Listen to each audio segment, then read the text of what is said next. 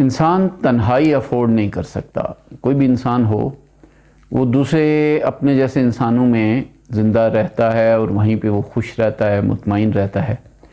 انسان اس کے ارد گرد ہوں تو وہ زندگی کو انجوائے کرتا ہے، خواہ اس میں وہ لوگ ہیں جن سے اس کے قریبی تعلق ہیں، رشتے ہیں، یا اس کے دوست ہیں، یا عام انسان ہیں، سوسائٹی کے لوگ، ان کے ساتھ وہ رہتا ہے اور وہیں پہ وہ خوش رہتا ہے.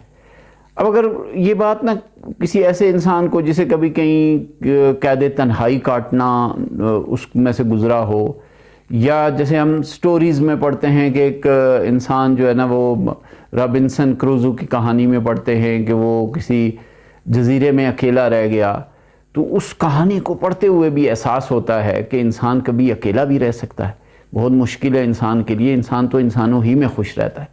اور کسی شاعر نے بڑی خوبصورت بات کہی تھی کہ انسان کو حقیر سی شے جاننے والوں، فریاد کرو گے کبھی سایوں سے لپٹ کر.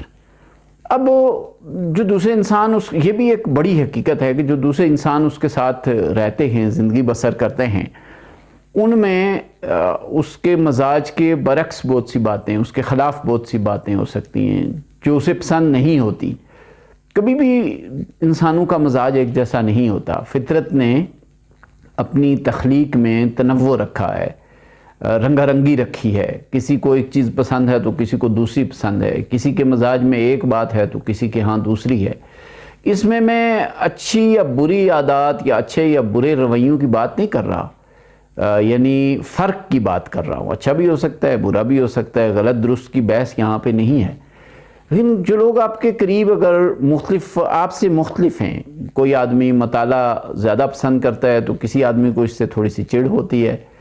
کوئی آدمی اس کے سونے جاگنے کے معمولات دوسرے کے لیے زیادہ یعنی پسندیدہ نہیں ہوتے، اس کی اپنی عادات کے برعکس ہوتے ہیں. تو وہ اسی طرح کچھ لوگ طبعاً تھوڑے سست ہوتے ہیں اور کچھ زیادہ متحرک ہوتے ہیں، سرگرم رہتے ہیں، اور کھانے پینے کی عادات ہیں. مطلب یہ دور تک ہے، جتنی زندگی وسیع ہے اتنے ہی وہ عادات اور رویے ہوتے ہیں، اور انسانوں کے عادات اور رویے ایک دوسرے سے مختلف ہوتے ہیں.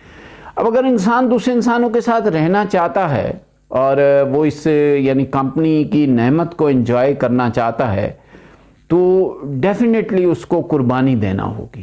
یعنی جو اس نعمت کی قیمت ہے اور اس کی کاسٹ ہے وہ قربانی ہے، ایثار ہے.